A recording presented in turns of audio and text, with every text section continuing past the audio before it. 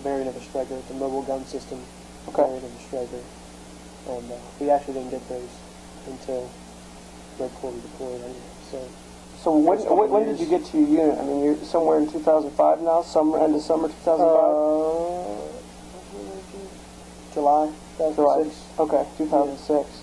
And what does a weekend of drill consist of? I mean, it depends. I mean, normally we would just go to the armory and catch a bus to the Beantown Gap or Dick's. Okay. Fort Dix. And, just a lot of times it's hip pocket training when we don't have ranges or stuff like that. I mean, it's always up to the NCOs to come up with stuff. Okay. If, because we have a limited amount of time. So that whole weekend, what is the time? 48 hours? I mean, what are we looking at? Well, especially before we deployed, we would do at least Friday, Saturday, Sunday, sometimes Thursday, Friday, Saturday, Sunday. Okay.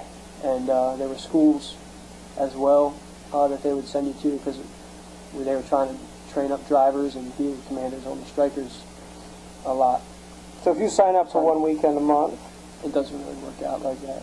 So they can mandate you Thursday, Friday, or? Yeah, I mean, for the most part, like I was, with school and everything, I'd just be like, hey, I'd tell them first day of class, I'd tell them, that I'm in the guard and, training sometimes gets in the way.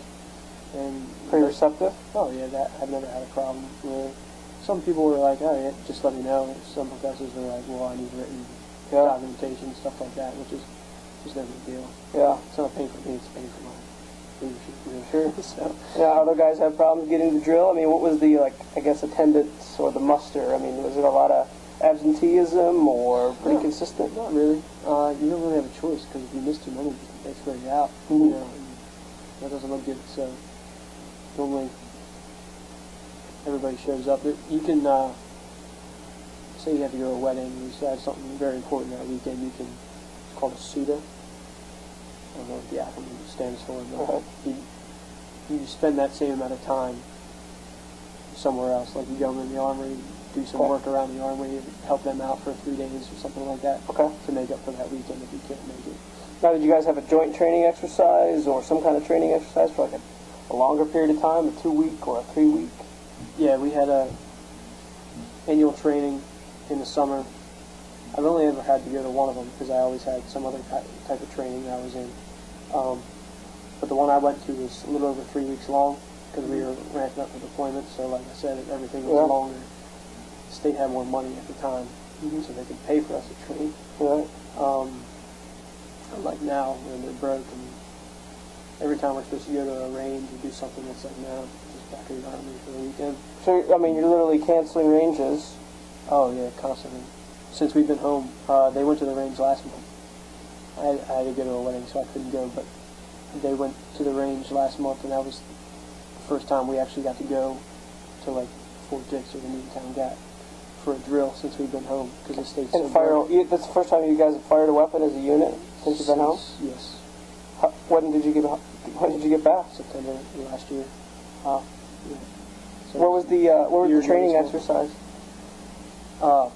Man. They'd have sticks lanes. Okay. For the most part, where they bring people in from First Army evaluators, and they had little towns and stuff set up. It's a lot better there now because they got a lot more money from the federal government where they build up. But it used to just be little towns made from Connex boxes and stuff like that. Yeah. And it worked. And we just run missions that they would give us, and we'd get evaluated. And we'd have AAR afterwards all the time, and they'd tell us how we did and whatever. So. How did you think it was going at that point? I mean, did you have a sense that your unit was coming together? I mean, you're ramping up for deployment. So, I mean, are you nervous? Yeah, I mean, that was probably still a year before we had actually left. And that was our first big chance to get, together and get our SOPs down and stuff like that. Because you can do it on weekends and stuff like that, but, you do it one weekend and you come back the next month and you have to kind of reteach the stuff that you learned the last weekend and then teach more, because people forget over a month time. But, when you have each other there for almost a month, and you're going hard, so, it's a good opportunity to get done everything you need to get done. and get those guys because at that time I didn't have a lot of experience, doing mount training and infantry stuff because we didn't have MGSs, so I'm in an infantry unit. So pretty much up until right before we deployed, I did all infantry stuff, which is still, when I was overseas, that's what I did as well. Yeah, and you were told at the time, I mean, that would be your mission? I mean, you guys were training for a specific mission in Iraq? They told us that we were probably going to be landowners, but we didn't know for sure. Yep. We ended up, that's what we were when we went over there. But.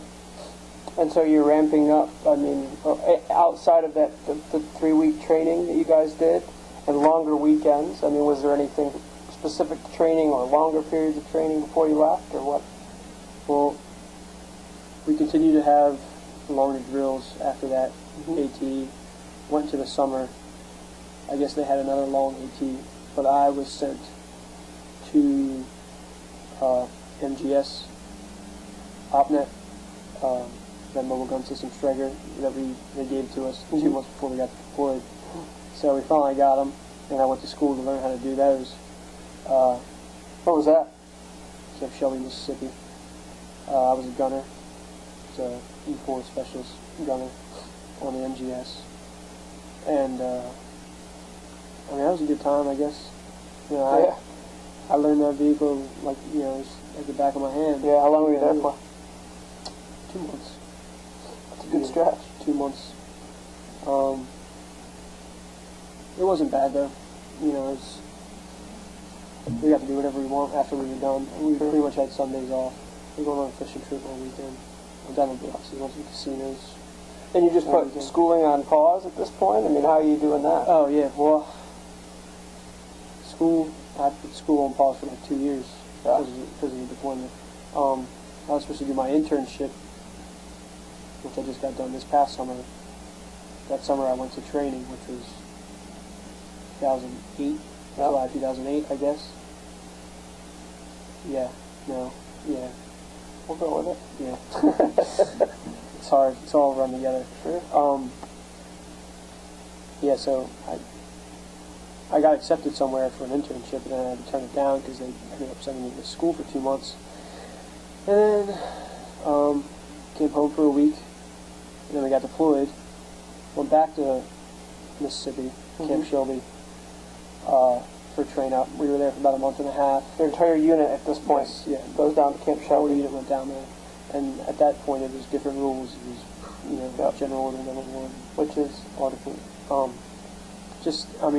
More or less, no drinking, you can't do anything really. Yeah. And we're under Title 10 orders and all that stuff. So, was there a big goodbye ceremony, or how did that go and play out in the community?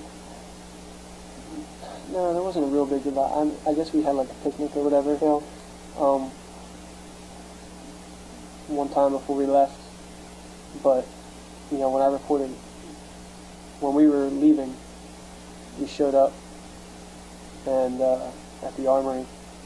I guess we flew out of Philly, so we just all showed up, and I had my uncle take me. So I didn't really, my uncle, me and him are cool. He's a good friend of mine, more than an uncle, and I didn't want all of that lovey-dovey goodbye stuff. Was it your fiance, your girlfriend, or your wife at the time? Well, she was still my girlfriend at the time. So how was she taking it? She's good, man. She's good with it. It sucks, but I don't think she really likes to know what I do too much because it freaks her out. Like anytime I watch something on TV, like she has to leave the room because she doesn't, stresses her out. So she just kind of wants to stay oblivious to it. Yeah. Whatever works. Yeah.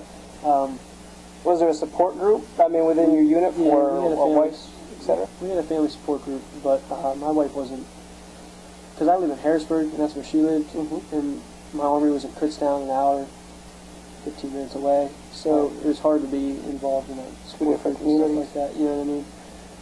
If she was closer, I'm sure she would be much more involved. Yeah. I guess she's on the email list and stuff, though, so she got all the main updates and everything. But yeah, I guess